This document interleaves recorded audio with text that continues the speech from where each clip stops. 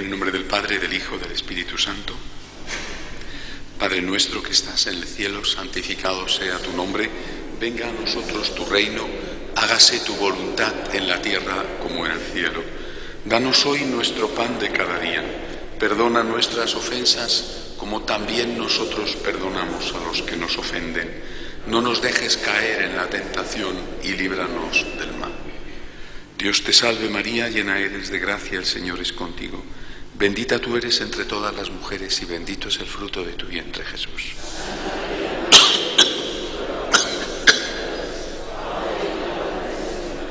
Gloria al Padre, al Hijo y al Espíritu Santo. Ave María Purísima. Podéis sentaros.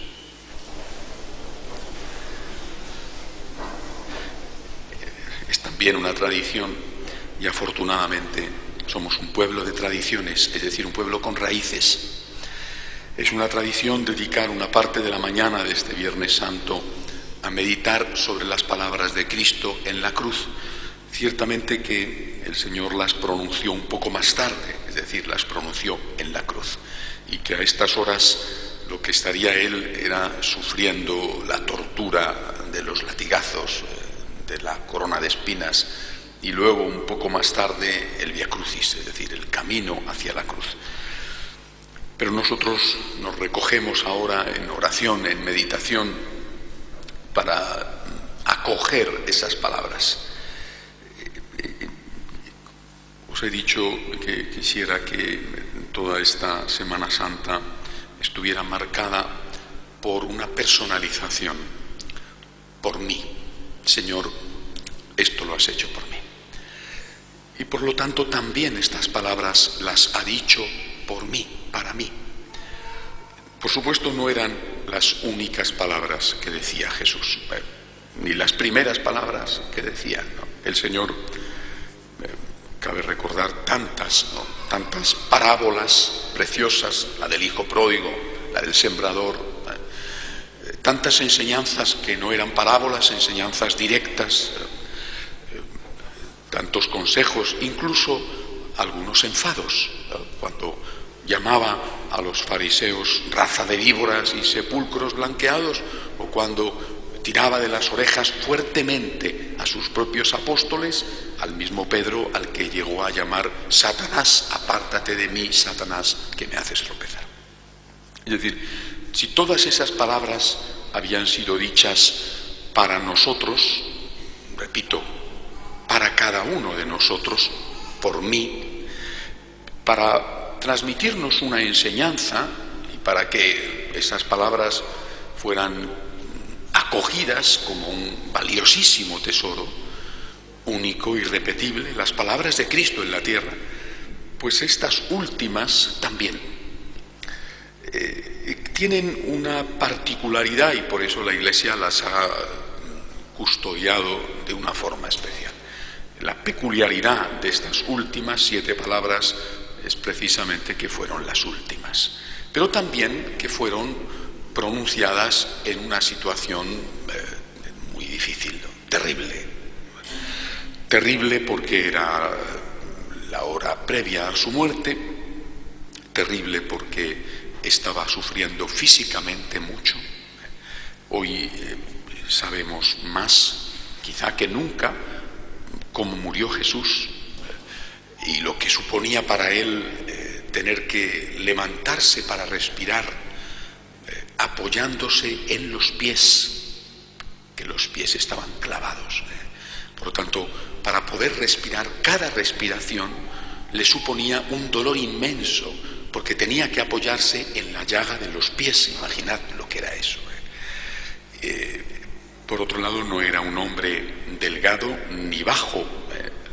Los estudios de la Sábana Santa dicen que pesaba seguramente unos 80 kilos y que medía en torno a 1,80 de estatura. No estamos ante una persona de peso ligero. Ese peso, para poder respirar, tenía que hacer el enorme esfuerzo de apoyarse en unos pies heridos, taladrados. En este contexto que hay que completar con los insultos de los que le rodeaban, ese coro de ofensores casi profesionales, que hay que completar también con la propia angustia interior. La veremos reflejada en una de las palabras en las que se dirige al Padre. En ese contexto el Señor va a hablarle a algunas personas concretas. Hay palabras dirigidas, pues, por ejemplo, a los que morían con él, a su mamá, a San Juan. Hay palabras dirigidas al aire, tengo sed, una exclamación, y hay palabras dirigidas al Padre.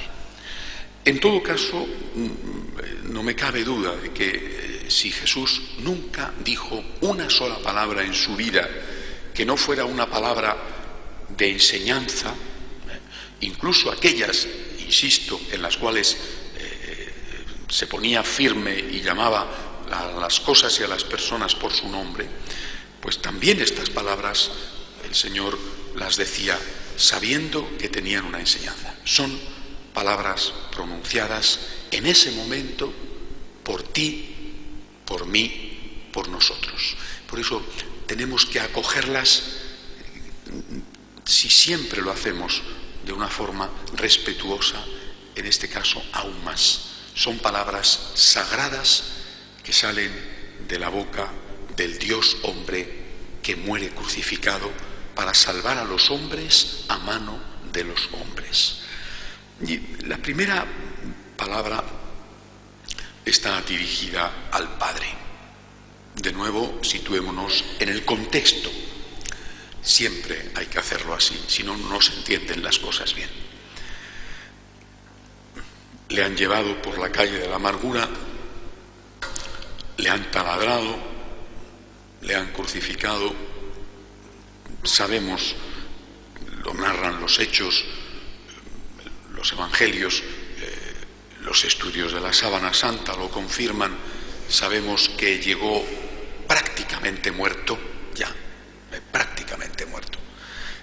La tortura de la flagelación fue increíblemente cruel, ¿no? De hecho, probablemente dicen que no estaba destinada a un crucificado, sino que Pilato le hizo pasar por esa espantosa crueldad, pero que fue espantosa, para ver si con eso los fariseos ya se quedaban tranquilos, cosa que no resultó, y sufrió doblemente la tortura de los latigazos y luego la tortura de la cruz. En todo caso, el Señor ha llegado exhausto, moribundo. Las famosas 3 caídas en el Vía Crucis son un símbolo de que no podía más, de que se arrastraba, ¿no? Y el hecho de que tuvieran que coger al Cireneo era que temían que se les quedara en el camino. Pero cuando ya le crucifican, tortura espantosa, tortura añadida a la tortura, cuando ya le crucifican, se encuentra con otra cosa, y es con ese coro de insultadores. No son unos insultadores cualquiera, o sea, no le van a decir a Jesús sinvergüenza, ladrón, asesino o otras cosas, ¿no? Si os fijáis en los insultos que le dirigen, son insultos tentadores, es decir, no son insultos cualquiera, van dirigidos a provocar en él la crisis de fe. Y esto es terrible, porque él se encuentra muy mal, o sea, está sin fuerza, está sin se ha acabado ya, ¿no? Vas a morir, pero es que estás agotado. Cualquiera de nosotros que ni de lejos, de lejísimos, podemos acercarnos al sufrimiento humano, no digamos ya al divino de Jesucristo en ese momento, sabemos que cuando estamos mal, pues estás enfadado, te duele la cabeza, estás incómodo por algo, has recibido 3 o 4 golpes seguidos y tienes la tensión al borde de estallar. Y sabemos que en ese momento, pues una gota desborda un vaso, que entonces saltamos, ¿no? Y saltamos con ira o saltamos, pues quizá diciendo cosas de las cuales después nos arrepentimos. Bueno, pues algo parecido pretendían aquellos. Querían llevar a Jesús como Satanás, y en el nombre de Satanás, llevar a Jesús a la crisis de fe, a que saltara con odio, por ejemplo, maldiciéndoles, o a que saltara contra el Padre. Y repito, hay que ver ese contexto y esas palabras, si no, no se entiende la palabra de Jesús. Están diciéndole en ese momento: si eres el Hijo de Dios. Pero no le había dicho esto exactamente igual Satanás cuando estaba en el desierto. Si eres el Hijo de Dios. Esta es una condicional. Yo no digo que seas el Hijo de Dios, digo, si eres el Hijo de Dios, haz esto. Satanás le había dicho, por ejemplo, haz que estas piedras se conviertan en panes, o tírate de aquí, que el Padre enviará a los ángeles para que te protejan y eviten que te golpees, o yo te daré el mundo si me adoras. Si eres el Hijo de Dios, es una condicional. Si eres el Hijo de Dios, ¿por qué no bajas de la cruz? Y entonces te creeremos. A otros ha salvado, y a él no puede salvarse. Que se salve a sí mismo, y entonces creeremos en él. Repito, esto es una tentación. A veces hemos visto a este coro de insultadores solo como esto, como un coro de insultadores, que por supuesto lo eran blasfemos. Pero sobre todo era un coro de tentadores. Es como cuando pienso, por ejemplo, en una figura del Antiguo Testamento, como el santo Job, cuando estaba en medio de aquellas pruebas que Dios permitió, y a su alrededor su mujer y sus antiguos amigos le decían: blasfema, rebélate, ¿de qué te sirve ser tan bueno? Reniega de Dios y muérete, llega a decirle su esposa. Es decir, no te sirve de nada haber sido fiel, has terminado de esta manera, estás acabando así. Revélate, deja salir lo que tienes dentro, la amargura, la decepción, el odio, escúpelo, échalo, ¿no? Si eres el Hijo de Dios, si tú dices que tu Padre era Dios, ¿por qué te deja morir de este modo? El mundo se quedó a la expectativa, ¿no? ¿Qué iba a decir Jesús? Iba a decir un discurso, una argumentación bien trabada, filosófica. Sí, soy el Hijo de Dios, pero mira, en este momento yo tengo que morir, porque tengo que redimir, porque mi sangre. Iba a ponerse a dialogar con aquellos blasfemadores, a decirles: sois unos canallas, etcétera, o iba a decir simplemente lo que dijo: Padre, perdónales, que no saben lo que hacen. Que no saben lo que hacen y que no saben lo que dicen, ¿no? Es decir, el Señor ni siquiera habla con ellos, ¿no? Es consciente de que ellos son un instrumento del maligno y por lo tanto se dirige a Dios, es a Él al cual vuelve su mirada y su interés. ¿Va a volverse contra Dios como ellos quieren? ¿Va a renegar de Dios? Llegará la hora más adelante en que hablará con Dios sobre su propia situación, en que le dirá a Dios la angustia que tiene dentro, pero en ese momento no va a ser presa de esa tentación. En ese momento se dirige a Dios y hace de abogado. Padre, perdónales. Es que estos están siendo instrumento de Satanás y quizá no lo saben. Están siendo instrumento de Satanás. Yo creo que eso es a lo que se refiere Jesús. No saben lo que hacen. Es decir, no son conscientes de que son instrumento de Satanás.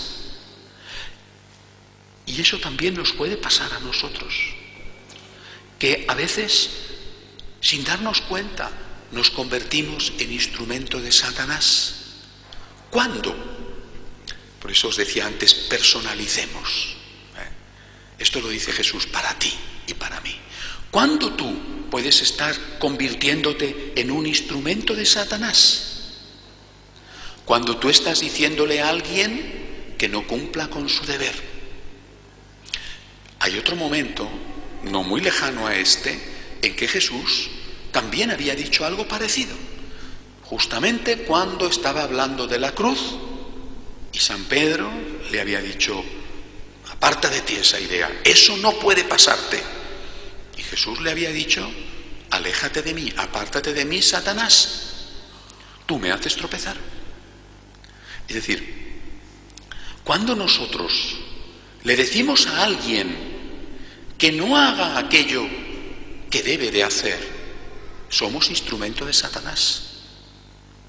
Y seguramente se lo estamos diciendo, no como aquellos que rodeaban a Jesús, se lo estamos diciendo de buena fe, es decir, se lo estamos diciendo pues porque le queremos, por ejemplo, a un hijo, ¿no? O a una persona amiga, ¿no? Pienso casos como cuando hay situaciones matrimoniales difíciles. Es verdad que hay momentos extremos, ¿no? La Iglesia permite en esos momentos extremos soluciones extremas, ¿no? Nunca la Iglesia ha dicho que una mujer tiene que aguantar que su marido la pegue todos los días, por poner un ejemplo extremo, ¿no? La Iglesia permite la separación, pero ¿cuántas veces te encuentras con personas que dicen que sus amigos le dicen: divórciate? A la más mínima, enseguida te encuentras con un coro que te rodea de aparentes amigos que te dicen: coge el camino fácil, no luches, no abraces la cruz, huye. Hace unas semanas hablaba con una muchacha, 19, 20 años, está en tercero de carrera, embarazada.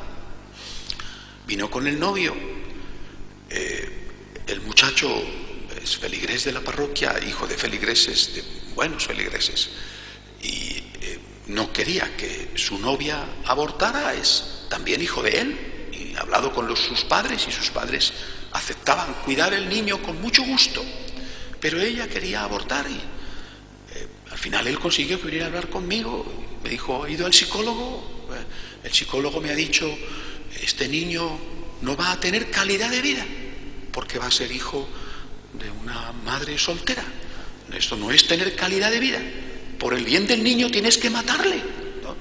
Es decir, te encuentras con personas continuamente que están haciendo la vez de Satanás. ¿Era consciente ese psicólogo de que era realmente en ese momento el demonio? Y esta es la palabra que hay que emplear: el demonio. Era consciente de que estaba poniendo a una muchacha delante de lo peor que puede hacer una mujer, que es matar a su hijo. Pues yo no lo sé. Cabe incluso la posibilidad de que no, y de que este psicólogo piense que es un paladín de la libertad y de los derechos de la mujer. Yo qué sé, ¿no? El mundo es como es en estos días, ¿no? Pero es un enemigo, un representante de Satanás. Y la amiga que le dice lo mismo es, sin saberlo, un representante de Satanás. Es decir, la primera meditación que tenemos que hacer contemplando esto en este contexto es precisamente esta. Podemos ser nosotros representantes de Satanás que, sin saber lo que hacemos, estamos invitando a la gente a que cometa pecados. No tiene importancia, lo hace todo el mundo, ¿qué más da? Y lo dicen, nos lo dicen, y quizá a veces lo decimos.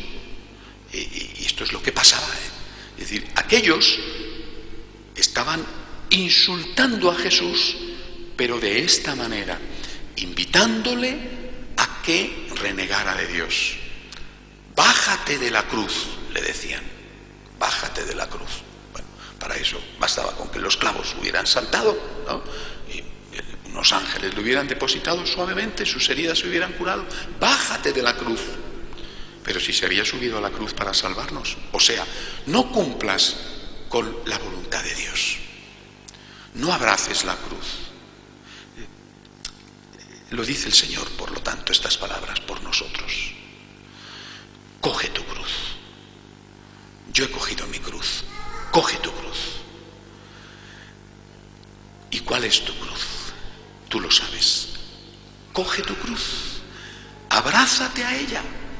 Déjate clavar a ella para no salir corriendo. Coge tu cruz. Tu cruz es tu carácter. Tu cruz es tu pecado repetido. Tu cruz es una persona con la que vives. Tu cruz es tu salud. Tu cruz es una ausencia. Tu cruz es una edad que avanza. Tu cruz es la espantosa situación económica en la que estás viviendo. Coge tu cruz. No te bajes de la cruz. Y cuando alguien te diga, no merece la pena luchar, ríndete, entonces haz esto. Padre, perdónales, no saben lo que hacen. Por supuesto que se extiende a más cosas esta invitación, ¿verdad? No solamente estaba refiriéndose a esto, sino a tantas cosas. Cuando vemos lo que hacen otros y lo que han enseñado otros, tenemos que valorar muchísimo más que Cristo en este contexto tan duro dijera estas palabras. Cuando vemos que otros predican la violencia y la guerra, y que predican incluso la violencia y la guerra en el nombre de Dios o en el nombre del humanismo, nosotros tenemos que valorar y agradecer que el Hijo de Dios en este momento terminara su vida perdonando y pidiéndonos que perdonáramos. Nunca podremos entender lo suficiente, lo que le costó a Jesús decir esto, hacer esto. Nos está invitando, por lo tanto, a no ser tentadores, a alejar de nosotros a los tentadores. Nos está invitando a perdonar incluso a aquellos que en los momentos más difíciles hurgan en las heridas y nos hacen daño. Hacemos un momento de oración en silencio.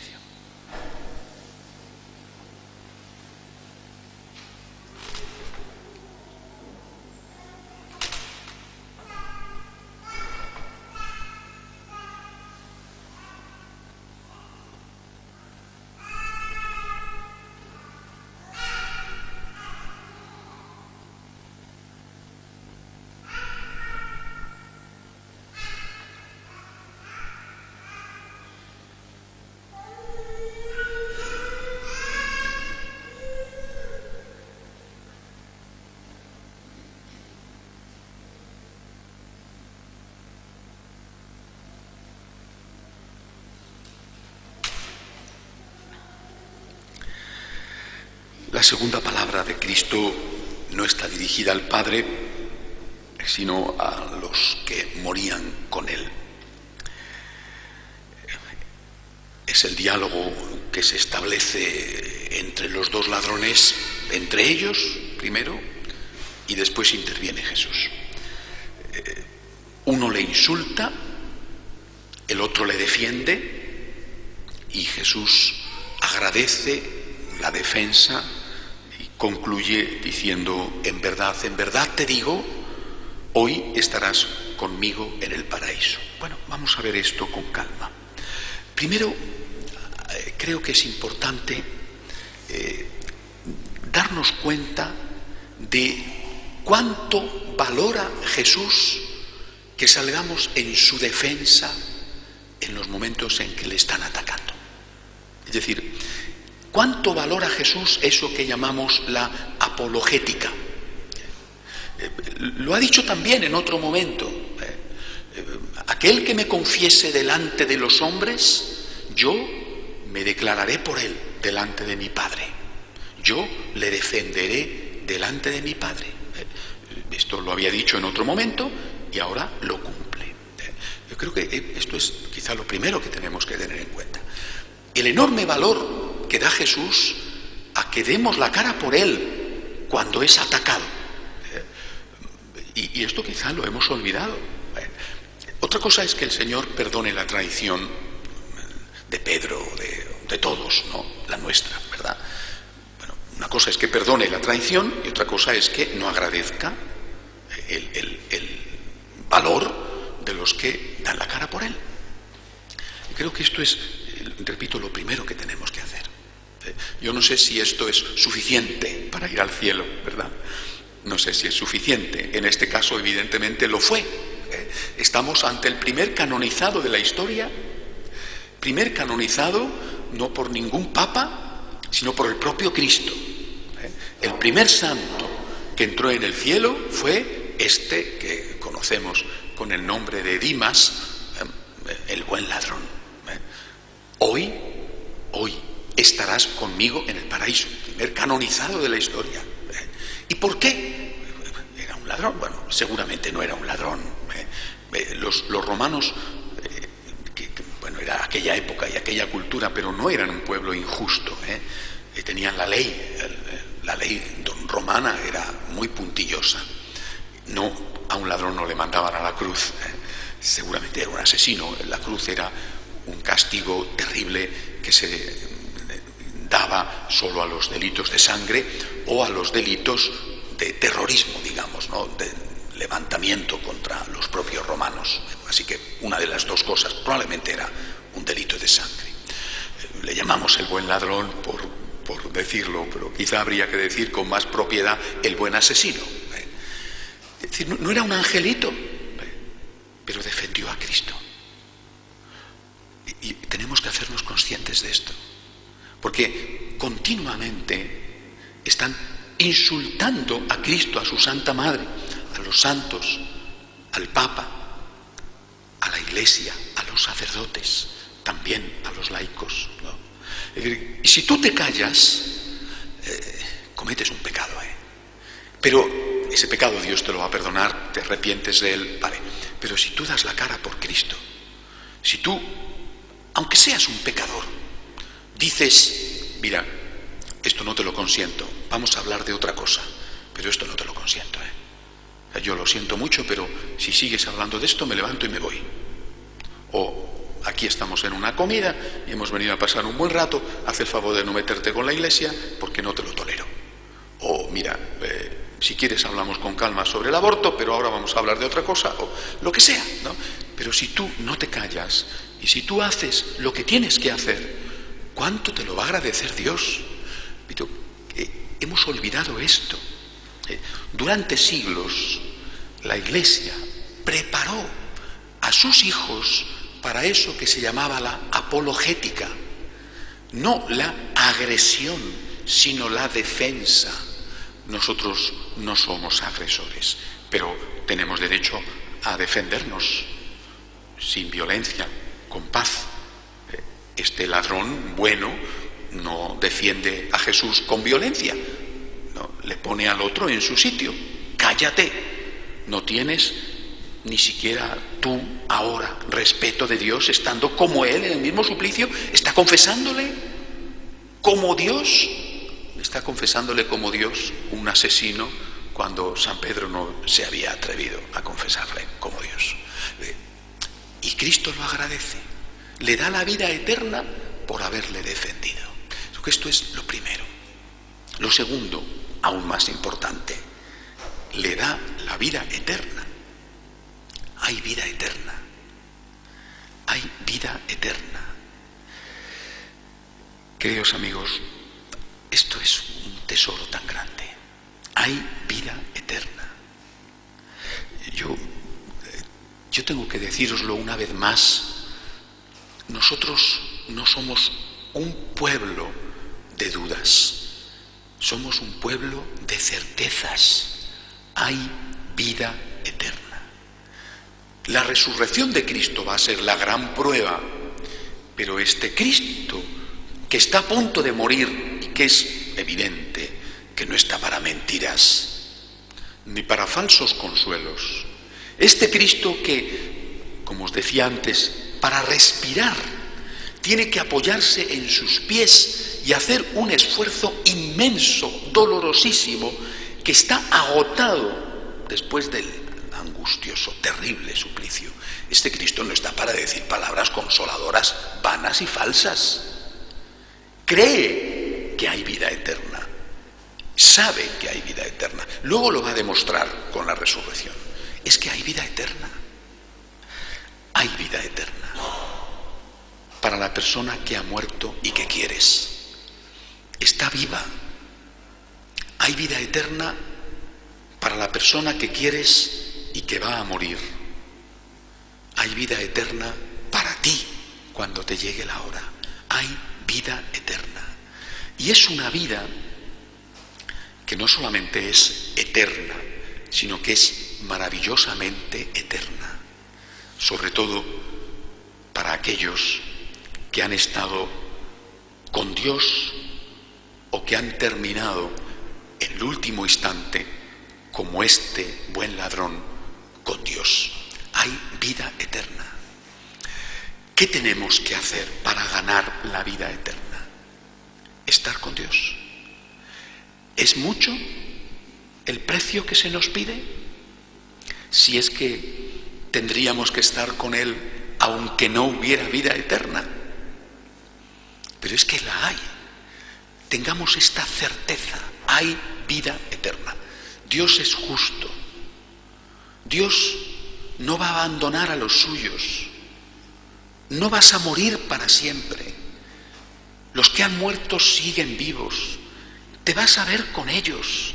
Ten la certeza, la seguridad, y transmite esta certeza y esta seguridad. No tengas ni la más pequeña duda.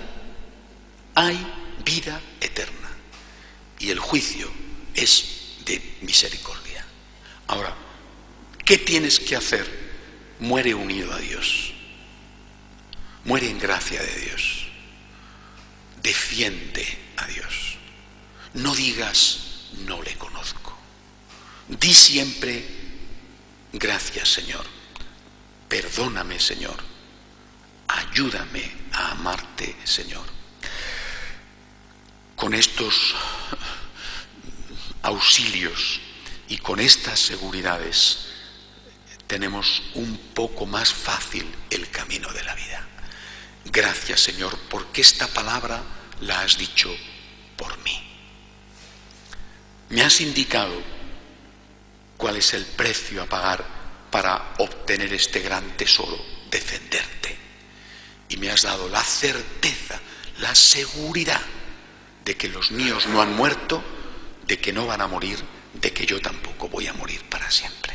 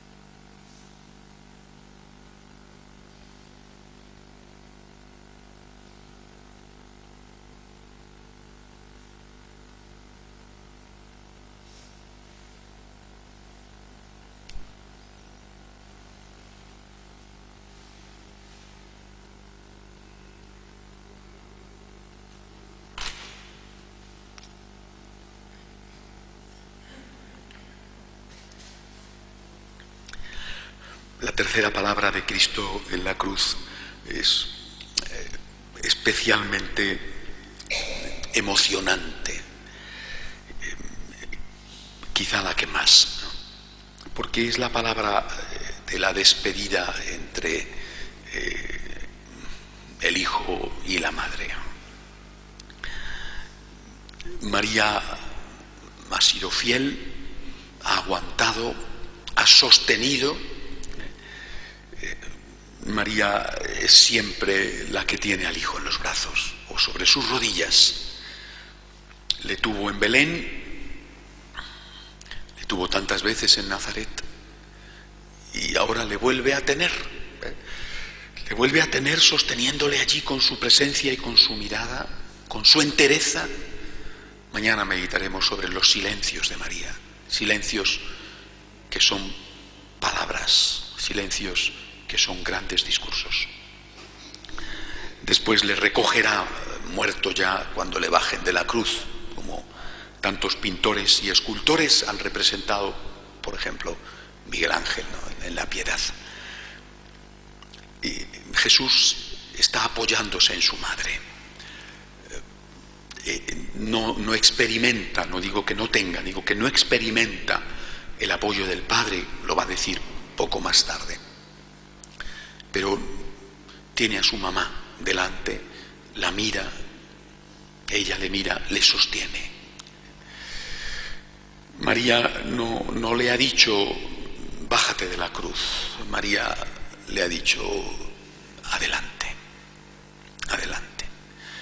En aquella conversación que sin duda se produjo martes, miércoles santo, cuando ya había llegado la hora y él se despidió de ella, ¿no?, con un fuerte abrazo, con un beso, ella no se puso a llorar, no hizo como Pedro, eso no puede pasarte, vámonos corriendo a Galilea, huyamos a la Decápolis, crucemos el Jordán, lleguemos a un acuerdo con los sacerdotes, pacta, reniega. No, esto no fue María. Le hubiera dicho Jesús algo imposible, apártate de mí, Satanás, imposible a la Inmaculada, ¿verdad? María hizo lo que seguramente una madre normal pues no hubiera hecho, ¿no?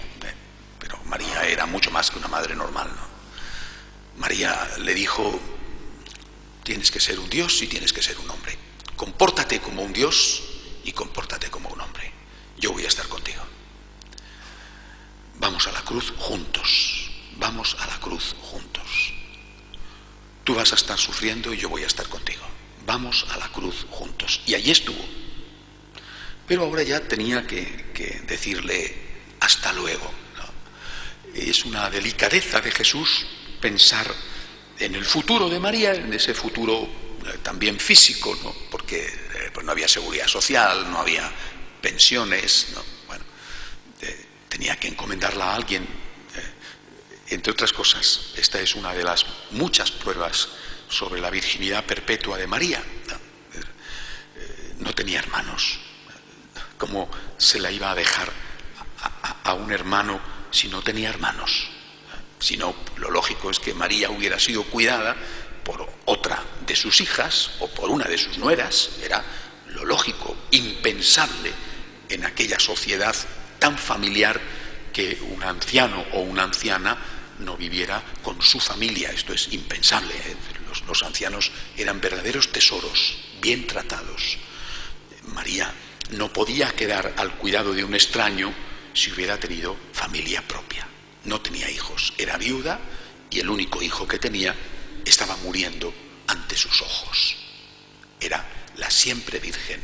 Bueno, es un detalle, uno más, que no hace más que confirmar lo que sabemos y creemos. Ahora, Jesús piensa en ella, también, repito, desde esta perspectiva de quién va a cuidar de ti,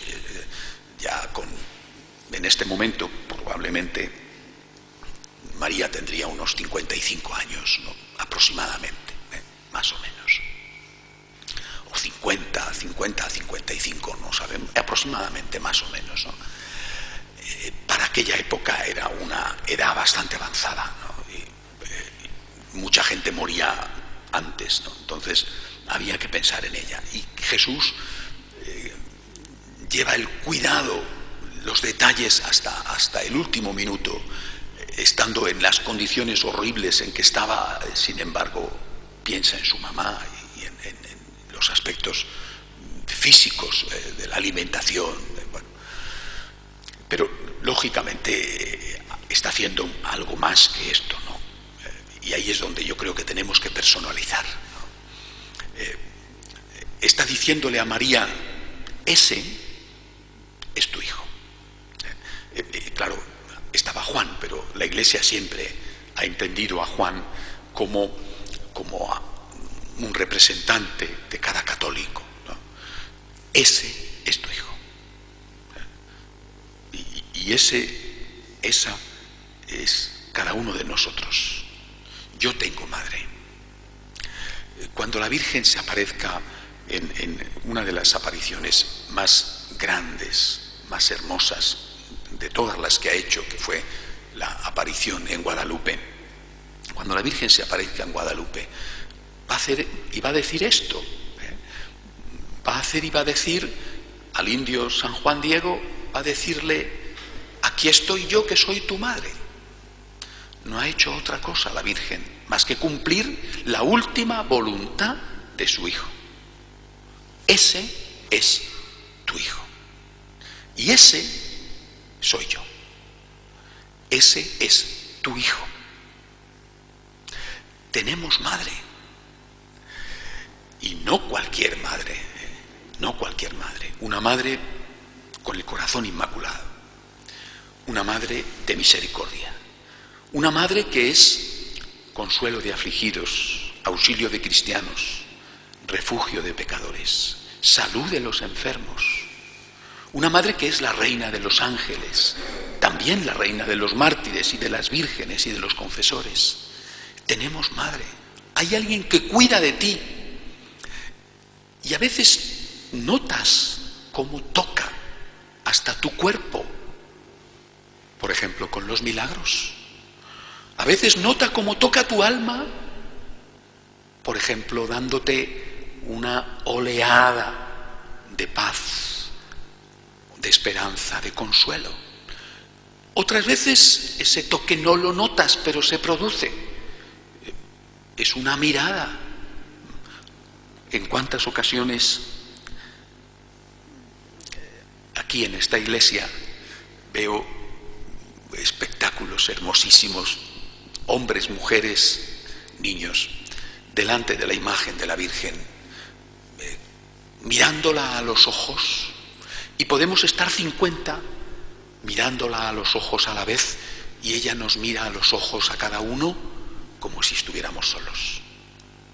Hace unos días llegaba a casa con el coche, venía con un seminarista, y era temprano, era por la mañana, no eran todavía las 9, eran las 8:30 de la mañana, y había un señor afuera en la verja, apoyado en la verja, mirando a la Virgen, a la imagen que tenemos fuera, ¿verdad? La imagen de mármol, mirando a la Virgen, agarrado a la verja, ¿no? Un señor que iba a trabajar, unos 50 años, ¿no? Para su coche, se baja, mira a la Virgen, le dice lo que tenga que decirle y se va. La Virgen le ha sostenido y él ha buscado ese sostén, ese apoyo, ese consuelo. Es que esa es la tarea eterna de María y nosotros tenemos que aprovecharla. Tenemos madre. Antes os decía, somos un pueblo de certezas. Esta es una de nuestras certezas. Tenemos madre. No estamos solos. Hay alguien que cuida de nosotros, por supuesto, Dios Padre, pero es que además tenemos madre. Hay alguien que cuida de nosotros. Déjate cuidar por ella. Deja que tu mirada y su mirada se crucen. Deja que su mano te dé consuelo y esperanza. Déjala que haga la tarea eterna que tiene que hacer. Es tu madre. Lo que pasa es que Jesús no dijo solo eso, ¿verdad? Dijo: mujer, ahí tienes a tu hijo, y añadió: hijo, ahí tienes a tu madre. Y esto ya es otra cosa, ¿no? Porque lo primero fue una orden dada a María, que María cumplió. Mujer, ahí tienes a tu hijo. Lo segundo era para nosotros. Desde la perspectiva histórica, sabemos que San Juan lo cumplió bien, ¿no? Cuidó de María hasta el final. Se la llevó a Éfeso para salvarla de los peligros que sin duda había, las persecuciones que se desataron contra los seguidores de Jesús inmediatamente. La cuidó hasta el final. Bueno, Es decir, aquel aspecto físico que el Señor había querido, lo llevó a cabo. Ese mandamiento es un mandamiento para cada uno de nosotros, que tenemos también que personalizar. ¿Cuido yo de María? Ella cuida de mí. Tengo madre. ¿Ella tiene hijo? Esa es otra cuestión, ¿verdad? ¿Cómo cuidar de María? ¿Cómo ser el hijo de María? Yo no estoy ni siquiera diciendo ahora cómo ser un buen hijo de María, sino cómo ser un hijo de María. Lo soy porque ella es mi madre, ¿no? El hijo no elige, el hijo nace, ¿no? Y aunque no quieras, eres hijo de. Pero formar parte de esta familia de los hijos de María es algo especial. La Iglesia enseña que el conjunto de los bautizados formamos el cuerpo místico de Cristo. Y yo creo que hay un cuerpo místico de María que es el corazón de la Iglesia y que no está formado por el conjunto de los bautizados, sino que está formado solo por aquellos que han recibido un don, han recibido un segundo nombre o un apellido, María, de María. Es decir, por aquellos que experimentan, que quieren tener a María por madre, que la experimentan como madre y que cuidan de María, que quieren ser hijos de María, buenos hijos de María. Es la llamada a cuidar de la Virgen, a defenderla como hizo Juan, no dejar que la insulten. Cuando estos días pasados se hablaba de la procesión atea que tenía que haberse celebrado ayer, no se llevaron a cabo ayer ni siquiera las procesiones decentes por la lluvia, pero bueno, querían hacer esa procesión atea. Uno de los títulos era tan ignominioso contra la Virgen, tan horroroso, tan increíble, que un hijo de María sentía que le hervía la sangre en las venas. No puedo consentirlo. Eso es lo que hace un hijo de María. Y después pasa a la acción. Acción pacífica, pero acción decidida. No puedo consentirlo y no voy a consentirlo. Esto es una parte, por supuesto, la de la apologética, pero no es la única. ¿Le estás dando alegrías a la Virgen o tristezas? ¿Tu comportamiento la hace sonreír o la hace llorar? ¿Eres un hijo amable o un hijo que da quebraderos de cabeza? Si formas parte del cuerpo místico de María, ¿te pareces a tu madre o no te pareces en nada? Por eso, esta invitación, esta orden de Jesús a Juan, que estaba allí, repito, no a los 12, solamente a Juan. A María le encarga que cuide de Juan, en el cual estamos todos representados, pero a Juan le encarga que cuide de María, y Juan cuidó de María, y solo Juan cuidó de María. Esta orden es un privilegio, pero este privilegio tiene que ser ejecutado de verdad. Cuidamos de María, personalicemos la orden. Cuido de María, le doy alegrías a mi madre, intento parecerme a ella, y ahí es donde se nos abre todo el ámbito de la imitación de la Virgen. Si hay una imitación de Cristo, también tiene que haber una imitación de María, que quizá no está dirigida, repito, a todos. Yo conozco buenos católicos que no tienen este don, esta suerte, y que dicen que no les dice nada la figura de la Virgen, probablemente porque no han tenido una cultura mediterránea o porque no han estado en una familia o en un colegio que les hayan enseñado de niños, quién sabe, ¿no? En cambio, otros no podemos pensar en ella sin que se nos salten las lágrimas. Esto es un don, una gran suerte, pero tenemos que ser responsables. Hemos recibido el don de cuidar de María, tenemos que ser responsables. Cuidar de María es imitar a María, alegrar a María, parecernos a ella. Que se diga de estos que sin mérito somos del cuerpo místico de María, que se diga como en aquella vieja copla: bendita sea la rama que al tronco sale. Que nos parezcamos a nuestra madre, que puedan decir, aunque sea un poquito de nosotros, que nos parecemos a María. No solo que queremos a María, sino que nos parecemos a María. Que nos parecemos a ella en su paciencia, en su humildad, en su amabilidad, en su generosidad, en su misericordia, en su pureza, en su fe, en su compasión. Imitemos a nuestra madre para alegrar y cuidar a nuestra madre.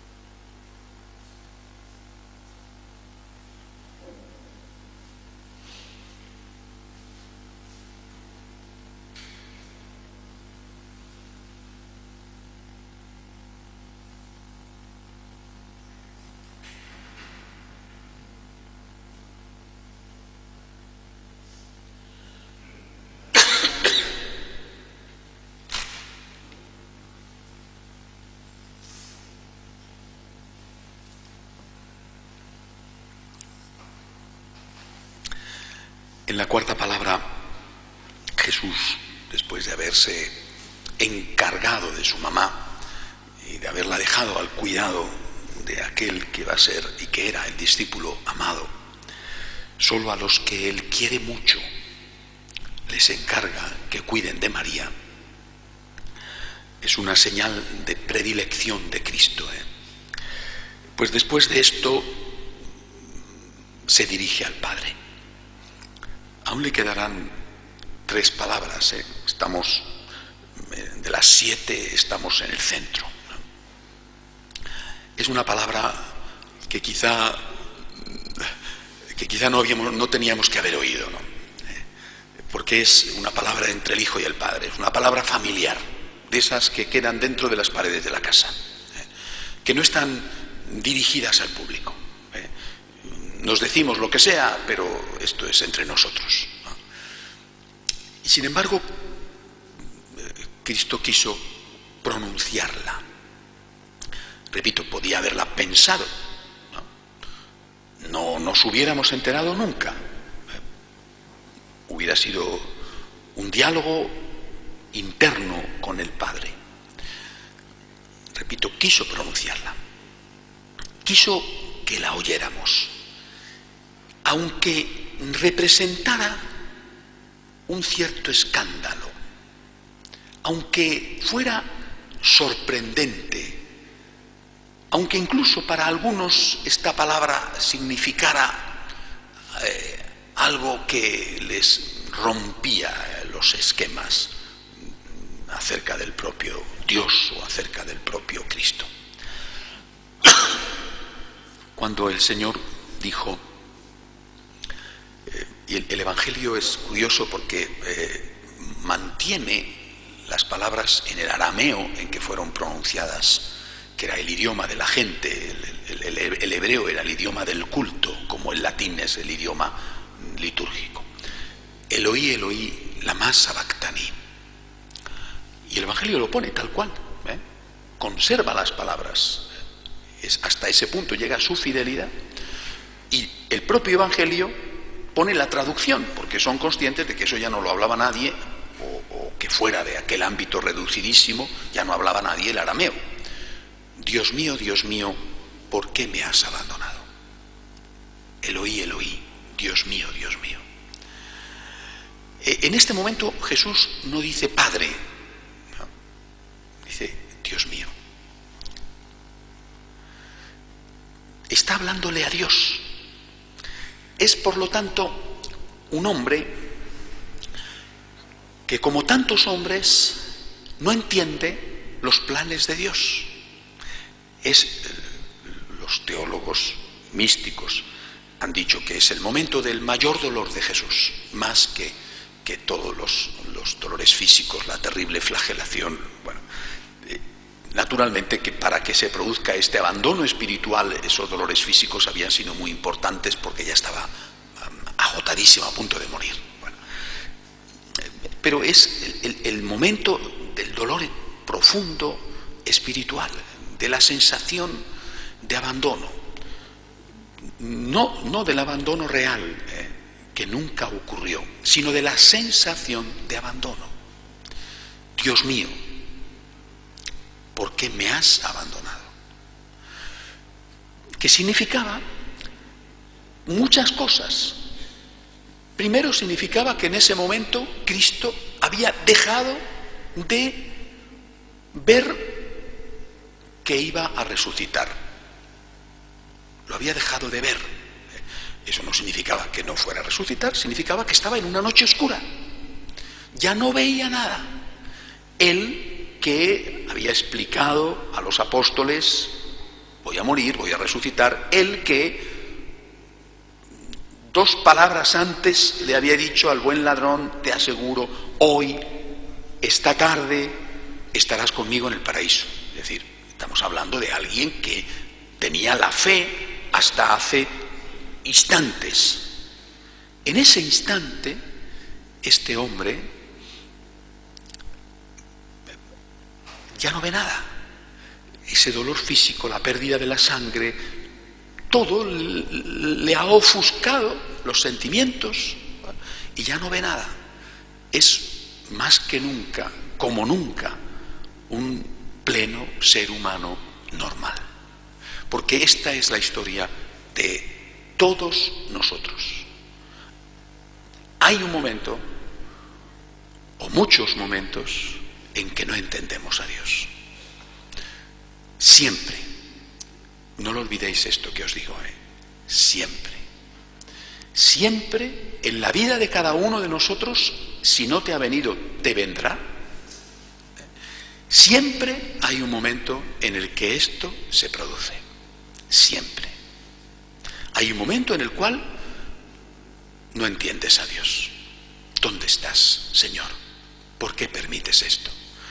Puede ser de ti, de uno de los tuyos, siempre. Y Cristo ha querido que escucháramos esta palabra, primero, para que no nos pongamos nerviosos pensando qué desastre que soy, que tengo dudas de fe. No, mire usted, tener dudas de fe, al menos en estas circunstancias, es lo normal. Hasta Cristo las tuvo. Bueno, por lo tanto, ha querido que escucháramos esta palabra para que no echáramos más leña a un fuego que arde y que nos está dejando con la mente y con el corazón en la tiniebla. Estás con dudas de fe porque se te ha muerto un hijo. Es que eso es lo normal. Estás con dudas de fe porque, como me pasaba antes de ayer, tienes 41 años y estás muriendo de cáncer. Y tienes un niño de 3 años y no sabes ni de qué va a comer cuando tú mueras. Por tanto, es normal. Es decir, estás con dudas de fe porque lo que te está pasando es muy grave, porque llevas 3 años en el paro y no encuentras empleo. Y has ido y has suplicado y no aparece un trabajo. Estás con dudas de fe. Lo normal. Tener dudas de fe en esas circunstancias es lo normal. Hay personas que tienen dudas de fe y uno se pregunta si es que en realidad han tenido fe. Yo no olvidaré en la vida, hace años, siendo un sacerdote jovencito, que me tocó confesar a una señora que tenía dudas de fe. Me dijo que estaba dudando de Dios y de su existencia. Esto que os cuento es real, porque estaba haciendo un régimen de adelgazamiento y no adelgazaba. Es de estas veces que, claro, en fin, uno tiene que hacer esfuerzos, ¿verdad? Porque siendo uno como es, español y de Madrid y de un barrio, ¿no? Pues tiene ganas de decirle: es que eres tonta con avaricia, hija mía, ¿no? Pero te retienes, estás en el confesonario, entonces intentas ser prudente, la caridad por encima de todo, y dices, bueno, pues, en fin, no sé qué le dije. Quizá tenía que haberle dicho: hazte 5 veces el camino de Santiago a pie y ya verás cómo adelgazas, bonita, ¿no? Bueno, pero es decir, hay mucha gente que tiene dudas de fe por estupideces, ¿no? Oiga, que esto no es para tanto, ¿no? Que esto no es nada. ¿De verdad usted cree que esto es para tanto? Mire usted a su alrededor, por favor. Está usted haciendo un castillo de un grano de arena. Oiga, mire usted a su alrededor, mire usted cómo está el mundo. Claro que usted está sufriendo con esto, que sí, que es algo, ¿no? Hombre, pero esto es una nimiedad, ¿no? Y te encuentras muchas veces en la vida, seguro que a vosotros también os pasa, con personas que por lo que sea, porque son bobos por naturaleza o porque son bobos porque lo han adquirido con mucho esfuerzo, y se han educado en la escuela de bobería de la vida, ¿no? Bueno, pues te encuentras con estas personas que entran en crisis de fe.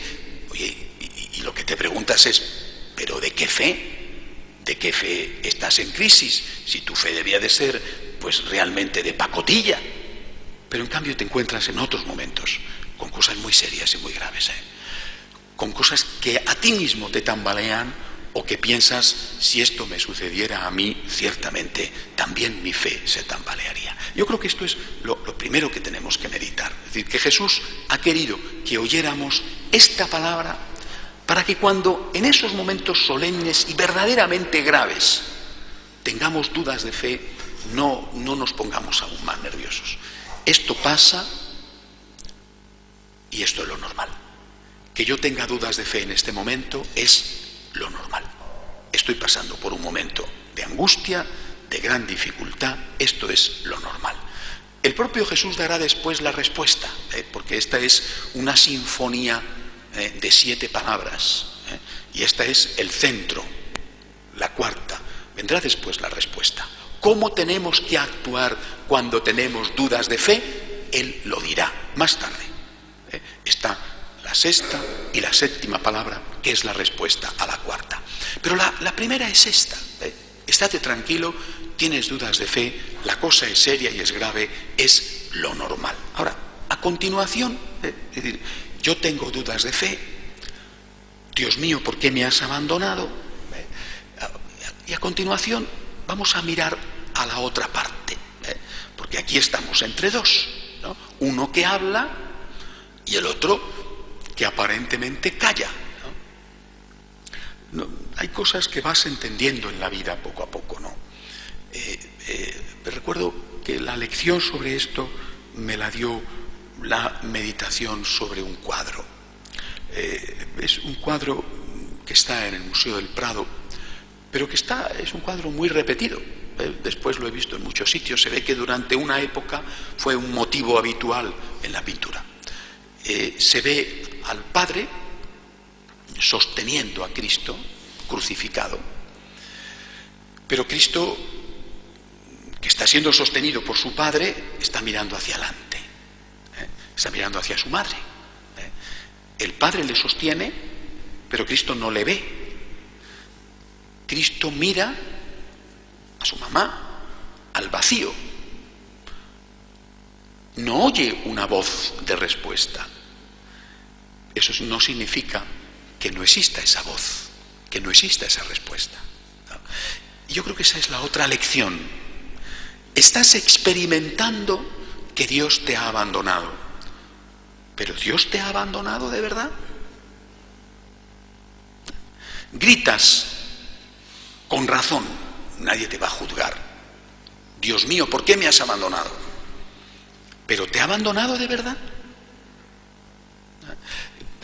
yo creo que aquí es muy importante que, repito, al personalizar, hagamos ahora, y cuando nos llegue la hora, que os he dicho que a todos nos va a llegar, de la kenosis, de esta angustia terrible, es muy importante que hagamos el ejercicio de la memoria.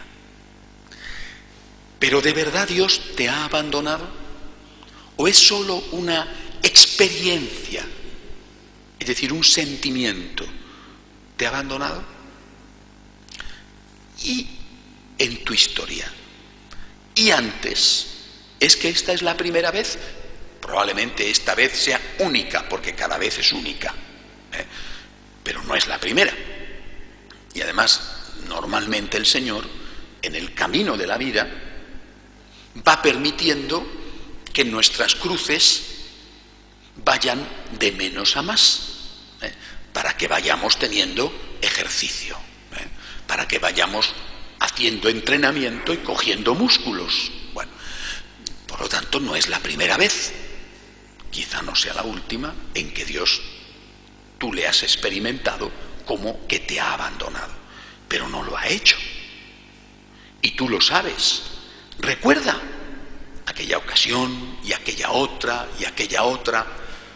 No gritaste, Dios mío, ¿por qué me has abandonado? No le dijiste también, ¿por qué has permitido esto? ¿Por qué permites esto? ¿Por qué guardas silencio? ¿Por qué consientes que estos sinvergüenzas triunfen? ¿Por qué estás callado? Señor, yo te experimento como el silencio de Dios.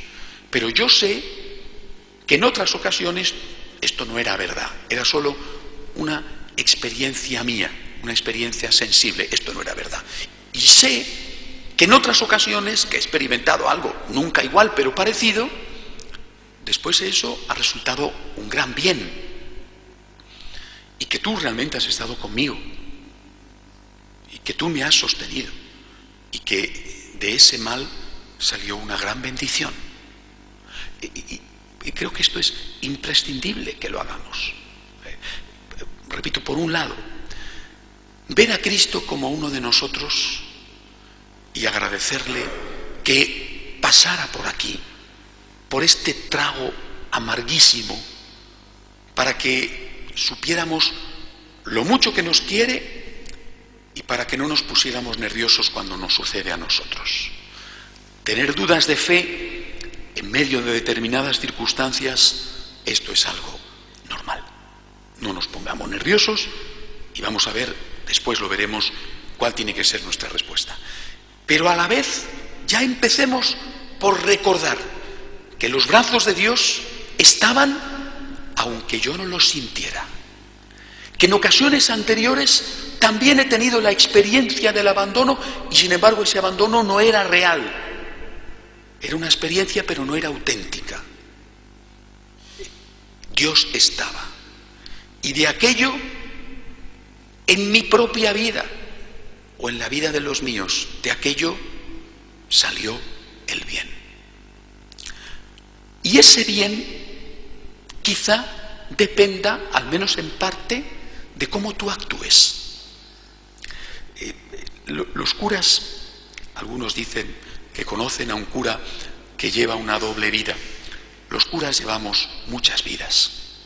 Los curas no llevamos una doble vida. Los curas llevamos 1000 vidas. Por lo menos los buenos curas. Y llevamos 1000 vidas porque vivimos las vidas de muchos. Y cargamos, de alguna manera, en nuestras espaldas con los dolores de muchos, ¿no? Hablo de mí. Quizá otros tengan la facilidad, que a veces envidio, de no implicarse tanto y de no asumir tanto como propios los dolores ajenos, ¿no? Pero cuando estás con alguien que sufre, ¿cómo no hacer tuyo ese sufrimiento? En parte, porque lógicamente el que tiene la herida y no la tienes tú. Pero cuando has pasado por 1000 vidas y has vivido 1000 vidas de alguna manera, ¿no? También has visto 1000 resultados.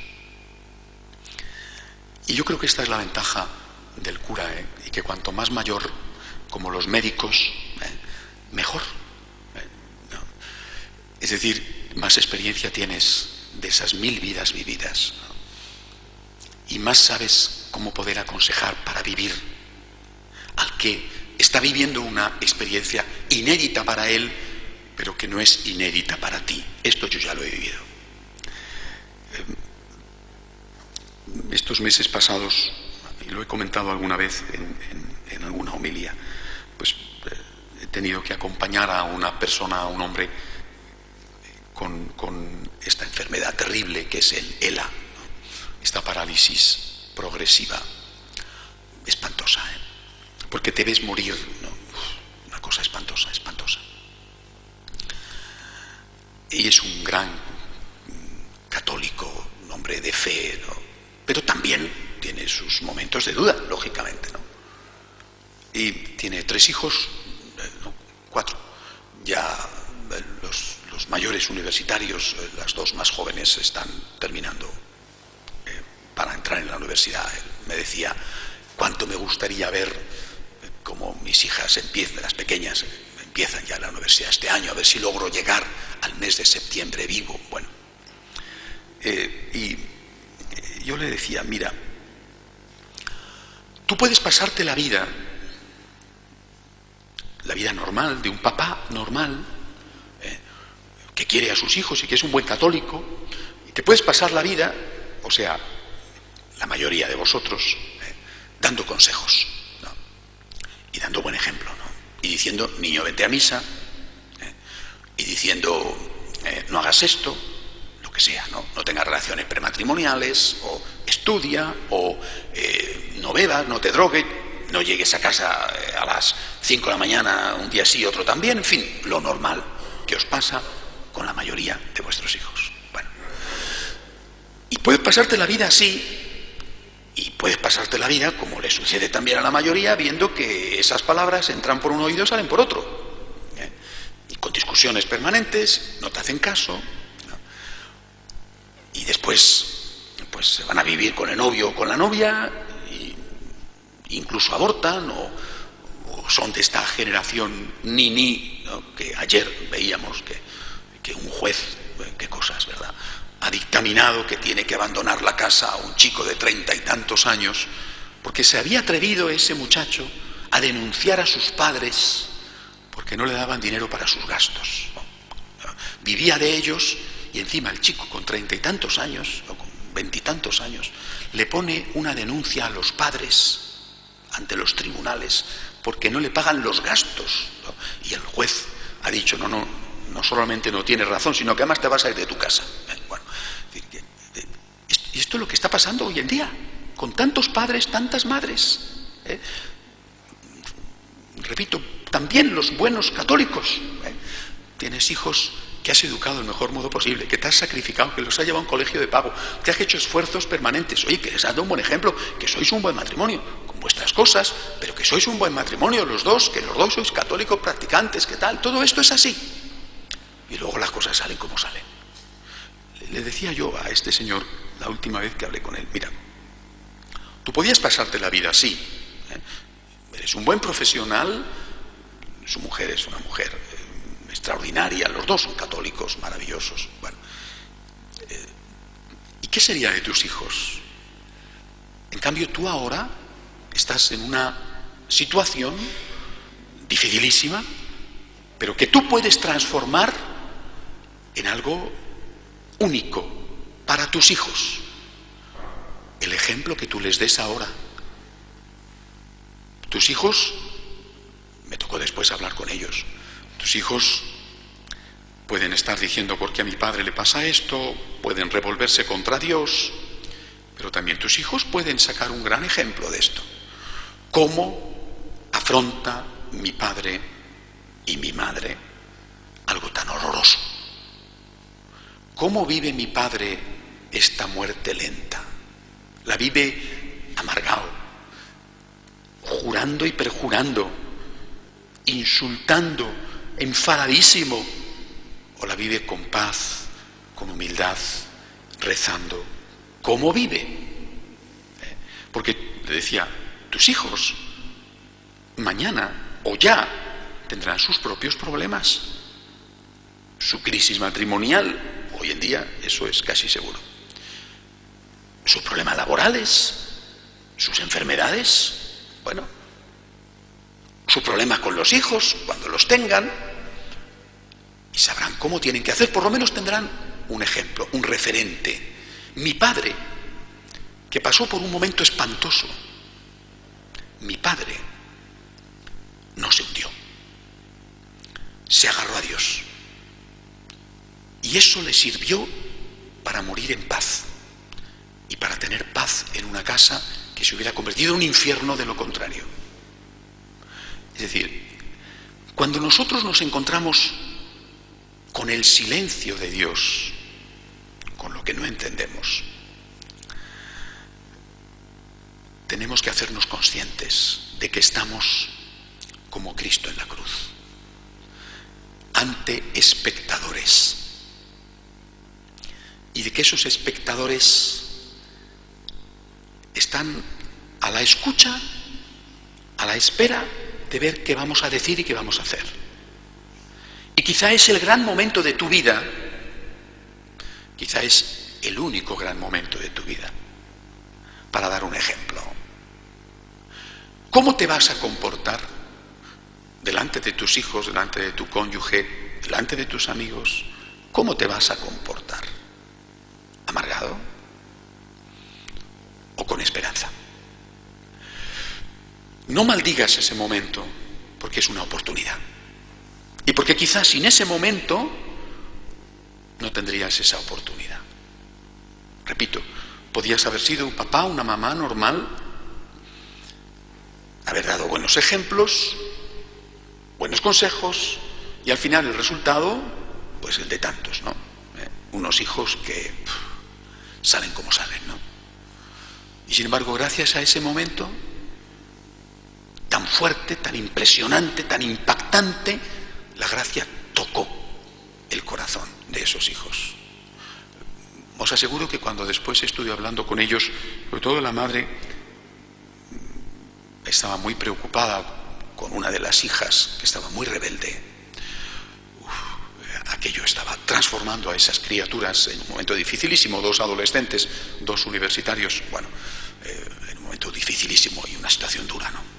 Pero estaba transformándoles. Lo que podía haber sido una maldición estaba convirtiéndose en una bendición. Todo lo que su padre y su madre podían haber hecho en toda su vida no valía tanto como lo que estaba haciendo en ese momento su padre y su madre, porque estaban unidos a Dios. Por eso, cuando estás en tu noche oscura, primero, repito, no te pongas nervioso, es normal que tengas dudas de fe. Segundo, recuerda que no es la primera vez que te pasa y que Dios está ahí, no dudes. Te sostiene aunque no le veas. Pero luego, recuerda que tienes una oportunidad. Y que esa oportunidad es de oro. Es decir, que a lo mejor se repite la oportunidad, pero quizá no se va a repetir más. Que tienes la oportunidad única de evangelizar. ¿Cómo se comporta un cristiano delante de un cáncer? ¿Cómo se comporta una persona que tiene fe y esperanza delante de la muerte de un hijo? ¿Cómo se comporta un cristiano cuando no tiene empleo? ¿Cómo se comporta un cristiano cuando se siente traicionado? ¿Cómo se comporta un cristiano cuando está en medio del silencio, de la oscuridad, que no ve nada? Es tu hora, era la hora de Cristo. Es tu hora ahora. Aprovéchala, porque de ti dependerá que eso sea instrumento de bendición o de maldición. De ti dependerá. Si tú no la aprovechas, la gracia habrá pasado de largo por culpa tuya. En cambio, si tú la aprovechas, te has convertido en un canal que hace que esa gracia se extienda sobre los tuyos, produciendo unos frutos que jamás se hubieran producido de otra manera. Dios mío, ¿por qué me has abandonado?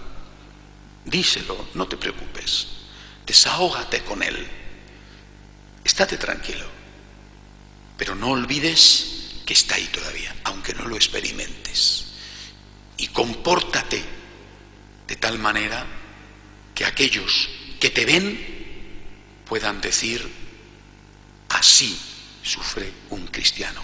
Para esto sirve la fe. Merece la pena tener fe, porque sin esa fe, esto, en todo caso, inevitable, hubiera sido infinitamente peor.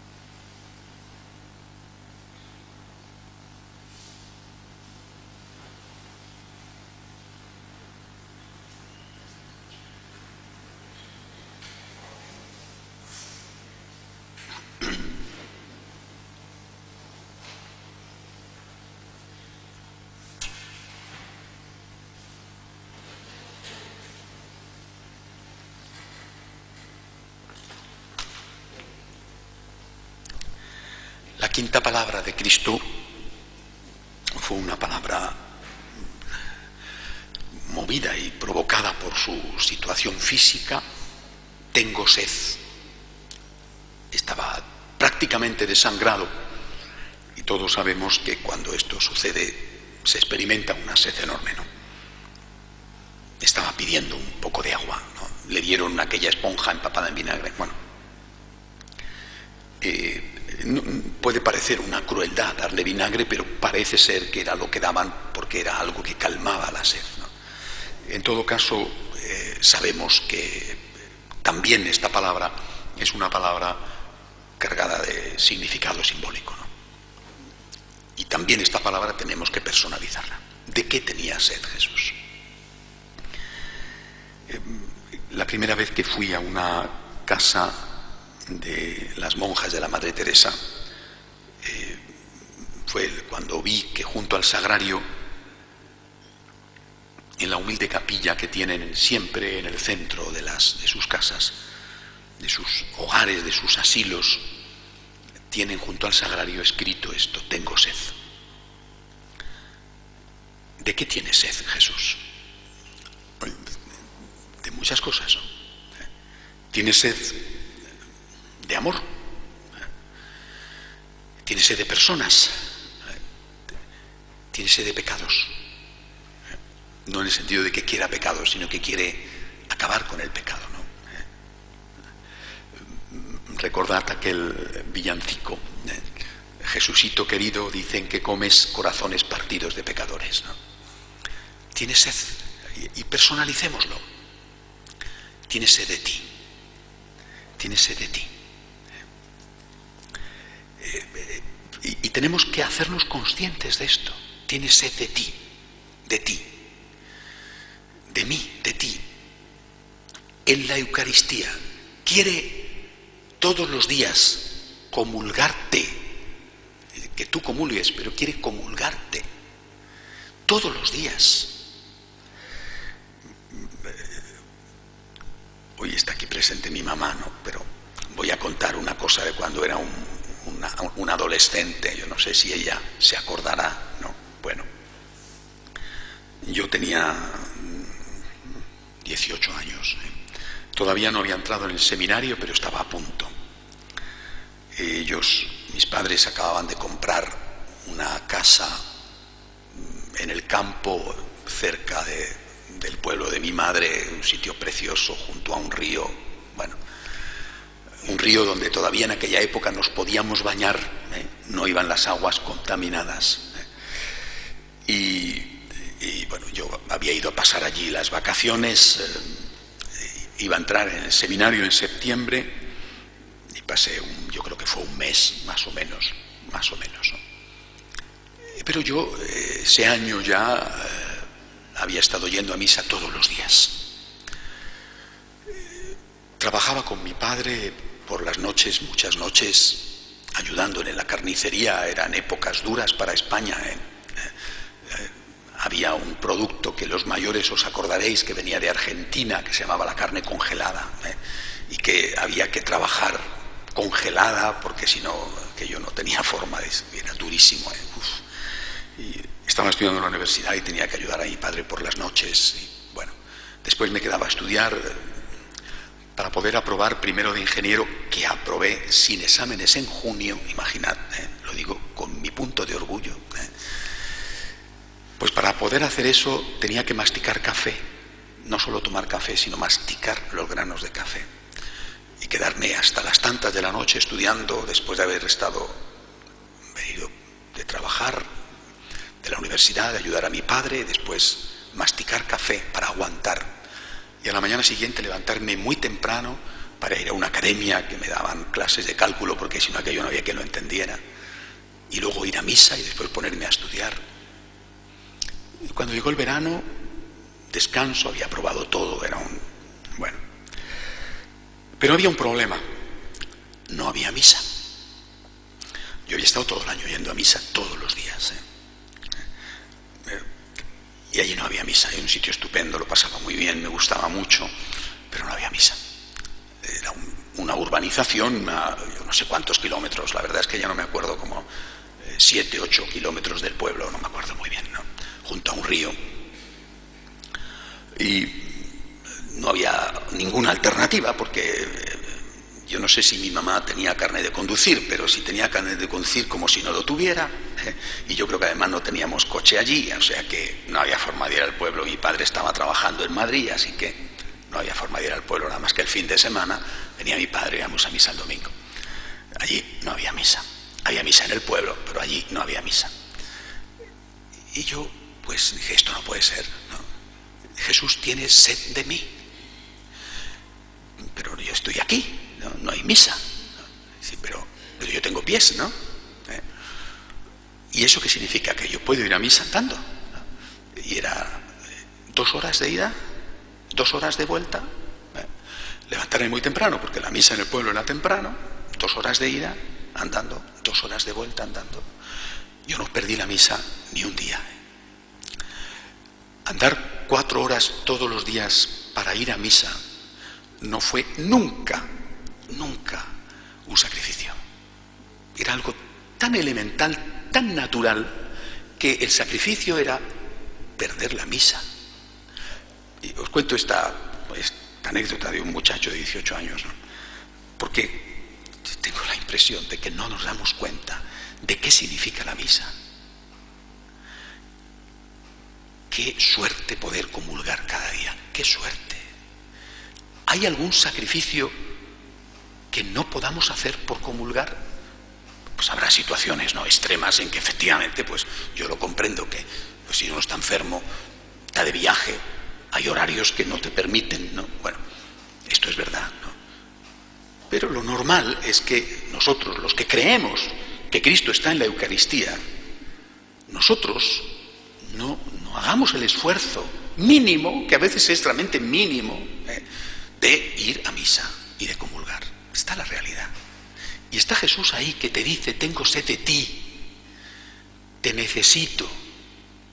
Es que no te das cuenta de que tengo un corazón de carne y de que este corazón está hambriento de ti. Tengo sed de ti. Hay un salmo precioso que dice, mi alma tiene sed de Dios, del Dios vivo. ¿Cuándo entraré a ver el rostro de Dios? Bueno, pues Jesús dice, mi alma tiene sed de ti, que no eres el Dios vivo, pero que eres la imagen del Dios vivo, la imagen de Dios. Mi alma tiene sed de ti, todos los días tiene sed de ti. Y llevo predicando esto toda la vida y tengo la impresión de que en la inmensa mayoría de los casos cae en el vacío, ¿no? ¿Por qué se va a misa? ¿Porque es una obligación el domingo?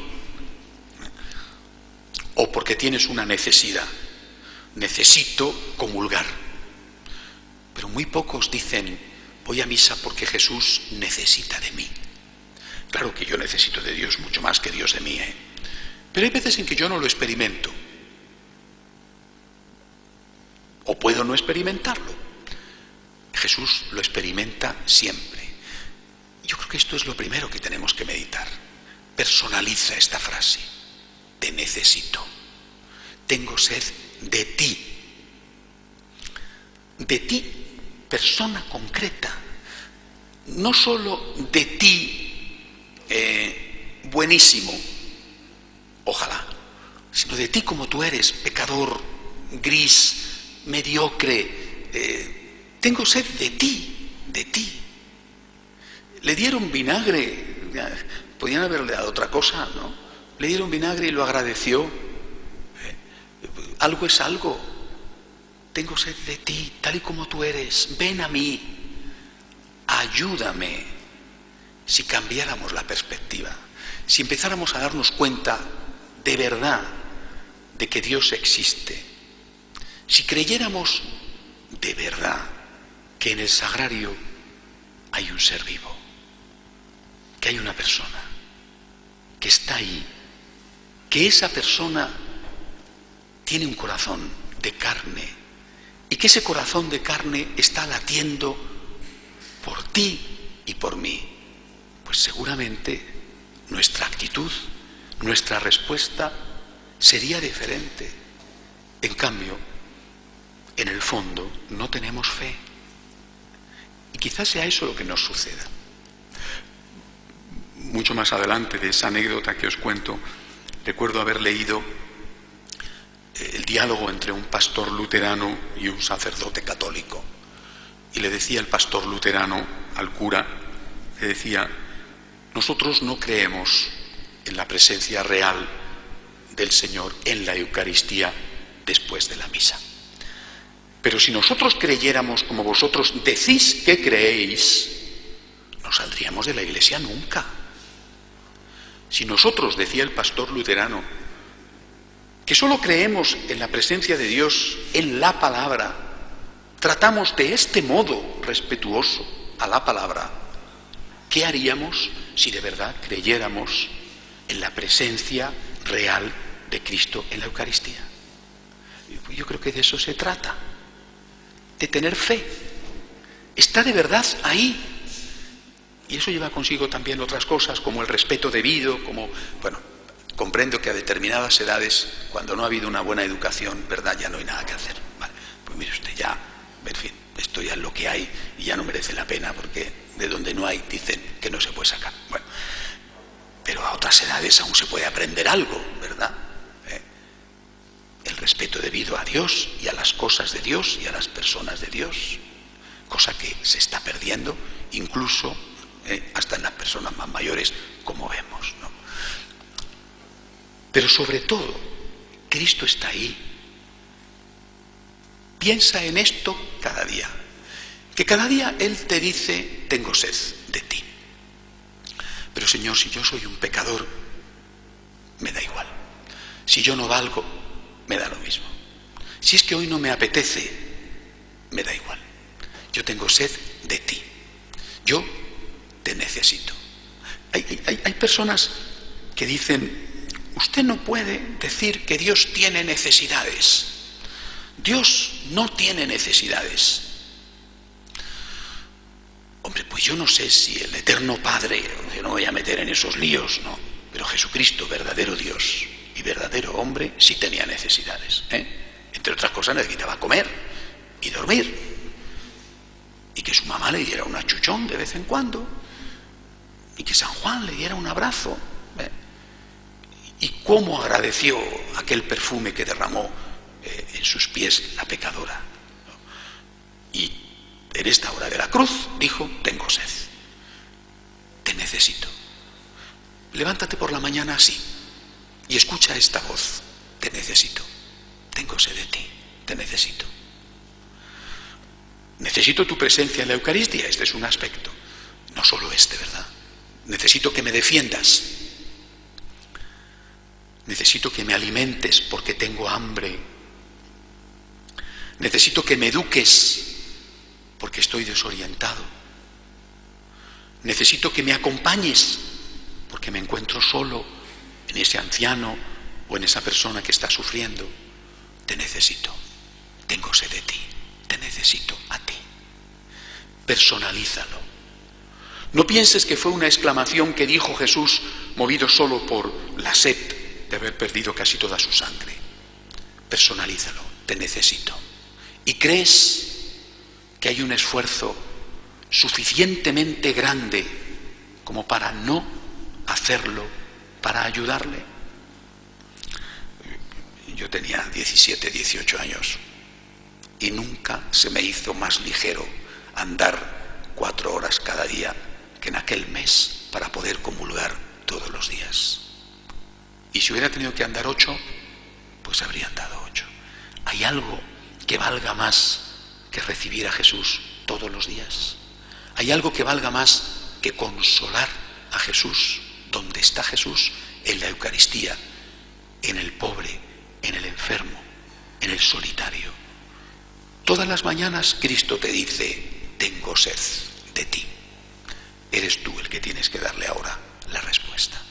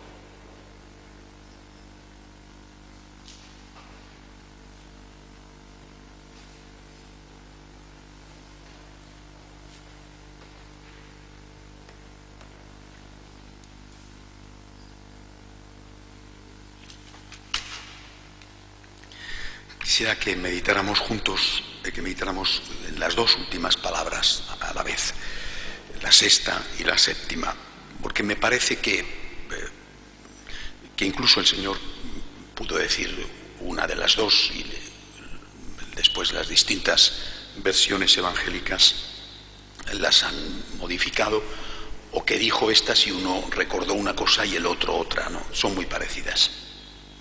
Y sin embargo, son distintas y se complementan.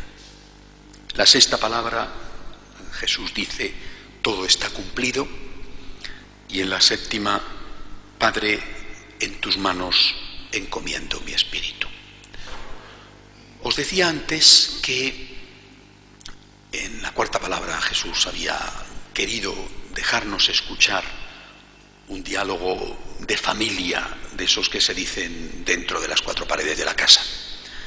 Dios mío, ¿por qué me has abandonado?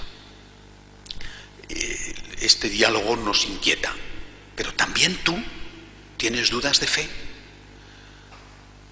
También tú has pasado por momentos así.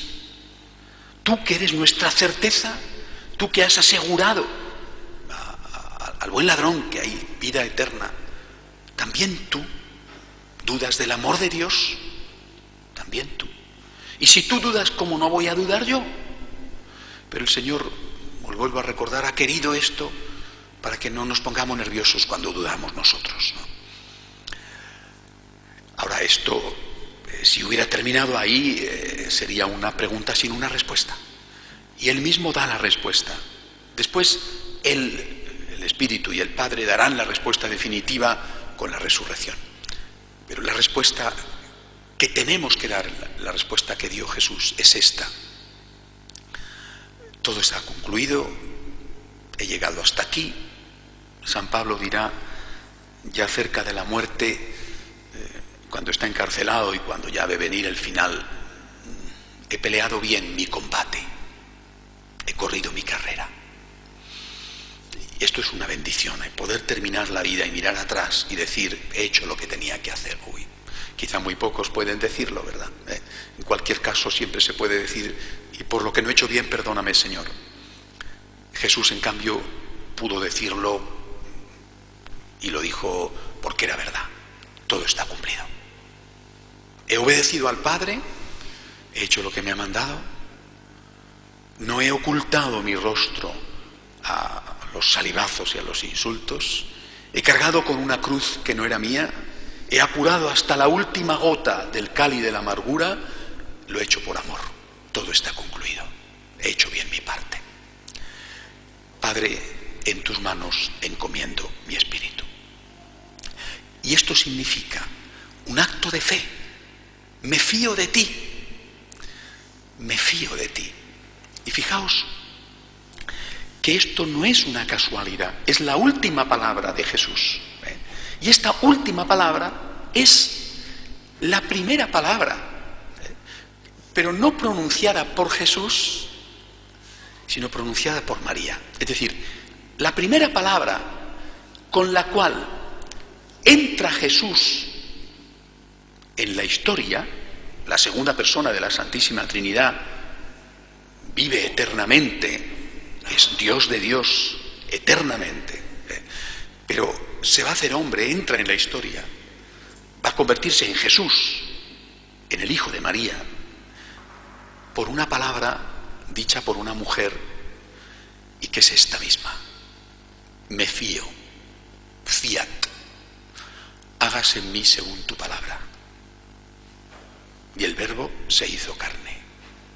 Me fío. Y Jesús va a terminar su historia con esta palabra: me fío, en tus manos encomiendo mi espíritu. Me fío. Qué gran lección, ¿eh? Y en este contexto, con esta angustia, con esta duda, en medio de esta oscuridad, de esta noche terrible, de los dolores físicos, de la pérdida de la sangre, de los insultos que le rodean, del abandono de sus amigos, de todo, en medio de todo, del fracaso, de no tener horizonte, de decir, ¿para qué he hecho todo esto? No sirve para nada, he gastado la vida en vano. Todo eso que nos sucede y que a él le sucedió multiplicado, y que además era Dios. Y él termina diciendo cómo empezó. La primera palabra la dijo la Virgen, la última palabra la va a decir él: me fío, me fío. Y esta es la respuesta. Cuando tienes oscuridad, me fío. Dios mío, confío en ti. Sagrado Corazón, en ti confío. Divina Misericordia, en ti confío. Señor, me fío, me abandono en ti. En ti he puesto mi alma y la de los míos. En ti pongo mis preocupaciones, todas. En ti pongo a mis seres queridos, no solamente a mí, también a los míos.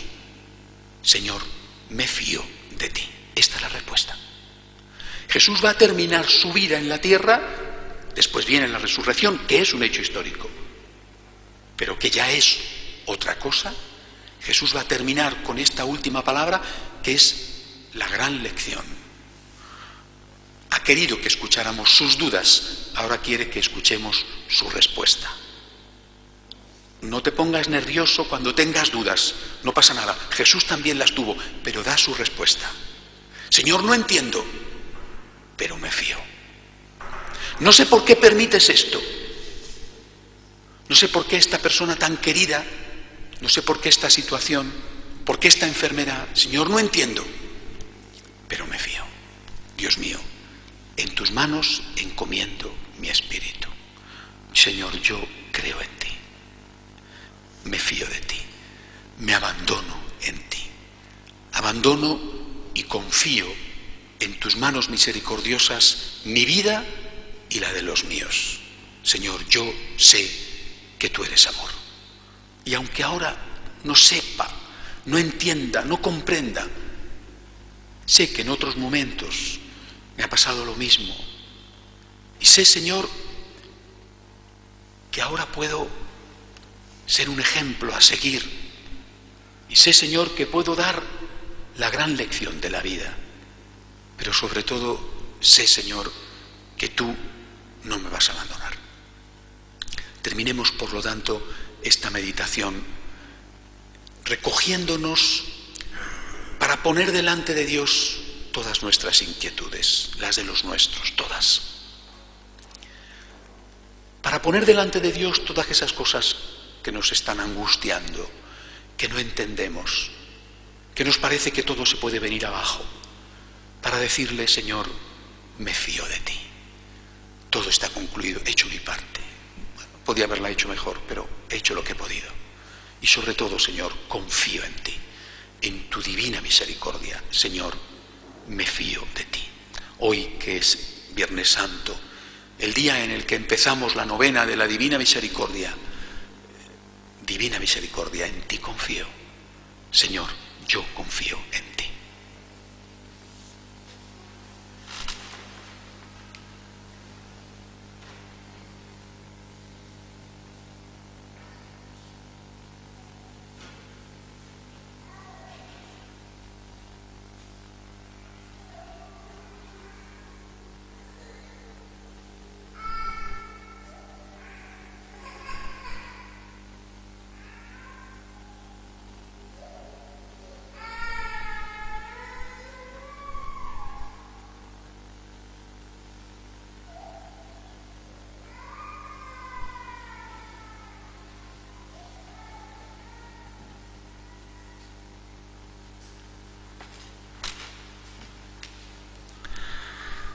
Ponemos de pie. Padre nuestro que estás en el cielo, santificado sea tu nombre. Venga a nosotros tu reino, hágase tu voluntad en la tierra como en el cielo. Danos hoy nuestro pan de cada día. Perdona nuestras ofensas como también nosotros perdonamos a los que nos ofenden. No nos dejes caer en la tentación y líbranos del mal. Dios te salve María, llena eres de gracia, el Señor es contigo. Bendita tú eres entre todas las mujeres y bendito es el fruto de tu vientre, Jesús.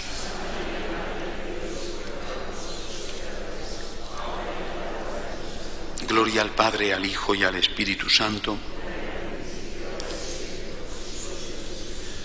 Sagrado Corazón de Jesús, divina misericordia, en ti confío. Nos preparamos ahora